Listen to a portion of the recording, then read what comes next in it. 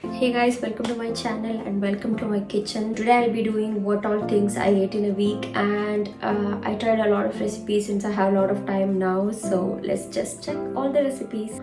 First, let's make this delicious pita bread, and for that I'm taking a cup of warm water, adding 2 teaspoons of instant yeast to that and mixing it really well.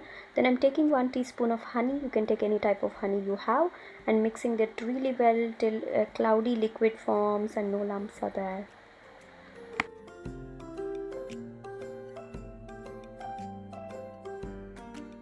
I let this sit for 5 minutes, and I'm taking flour. So I'm taking 1050 type flour, 1 cup of that, and 1 cup of dark flour, which is dinkel meal. So I leave the proportions on the screen, don't worry about it. So I'm mixing that really well, adding some salt there and adding some ajwain seeds. I really like it, so I add them. It's really optional. Adding 1 teaspoon of olive oil. Then I'm adding the yeast mixture to this. Normally this water should be enough to knead this dough, and but if you are feeling you need more flour or water, you can totally add it.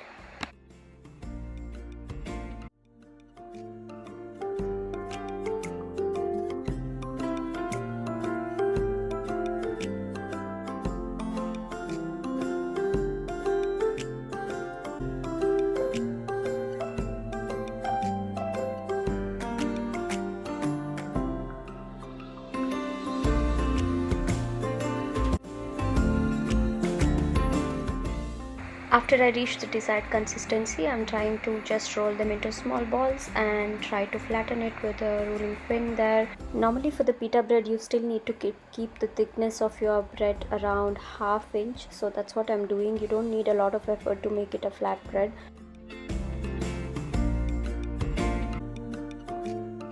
Now the main key in the pita bread is you need to keep a hot plate in the oven so that it is extremely hot when you take out. So when you preheat the oven, you need to keep this plate inside the oven.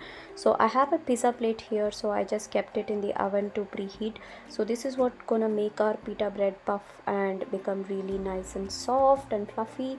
So I'm just keeping that in the hot plate and keeping it in the oven. So that's pretty much it. After 4 to 5 minutes, you see them balloon up so nicely and give this little brown spots, and that's the time you take them out and they turn so fluffy and soft. Then my husband took over and tear them open and started to make this filling from minced meat. So we also used jalapenos and some pesto. So this is olive pesto, I guess, so it gives really that burst of flavors. You can also use some yogurt based sauce. So this is it. This is my delicious pita fillings. For the next meal, I made this tandoori fish tikka. For that, I took this tilapia fish, which is pretty much available everywhere in the frozen section. So I prefer tilapia fish because it actually nicely absorbs all the flavors. So I took that, and now I'm just taking some garlic and cutting some ginger to it, and I'm gonna make this tandoori paste. So I'm also cutting some onions and putting them all in the blender and grinding it to a nice paste. Then I'm cutting the fish into small pieces. And preparing the marinade, for that I'm taking the grinded paste, adding some turmeric, coriander powder, cumin powder, cinnamon powder, nutmeg powder, and some dry mango powder and some red chili powder, and I also added some vinegar and try to mix it all up. Then I added some yogurt and give it a really good mix. Then I finally added some salt, gave it a mix, and applied the marinade to all the fish pieces and lined them up on the baking sheet.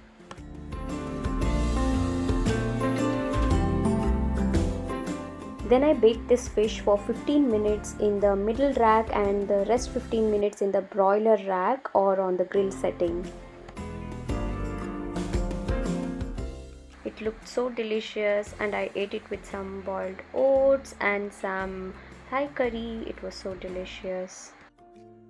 Next up, I made this delicious dessert called RASMALAI, made completely out of milk, and for that I'm taking 3.5% full fat milk and bringing it to boil. Once it is boiled, I'm adding ½ cup of cold water to bring it back to the room temperature. So next I'm going to curdle this milk by adding some vinegar. So keep adding slowly, little bit of vinegar bit by bit till you see the curdles are getting formed. So for me at this point of time the curdling started. Next I'm going to strain this curdled milk onto a muslin cloth which is kept on the colander.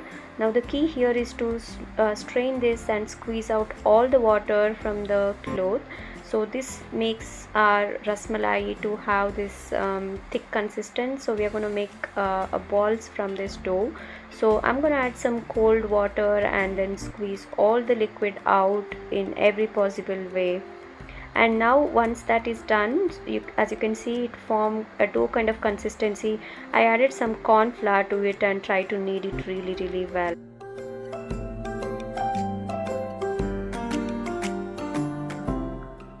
I'm going to take some bowl, add some sugar and bring it to boil. Then I'm going to take the curdled milk which I was just kneading, making some small balls from it and dropping it into this mixture. So don't worry if you cannot make a perfect ball shape. Mine were also not that perfect, but it's anyways gonna stick together.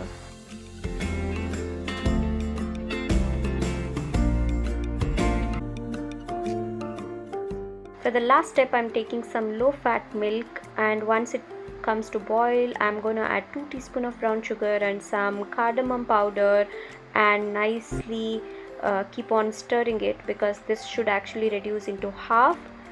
And once the milk starts to thicken up, I'm gonna chop some pistachios and add to it. So you can see it has reduced to half, and now I added some pistachios. Now the milk is thickening up, and that's it.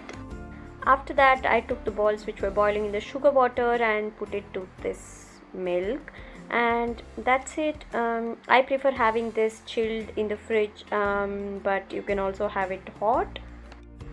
This was absolutely delicious. It's one of my favorite desserts of all the time, and I'll see you guys in the next video. Bye.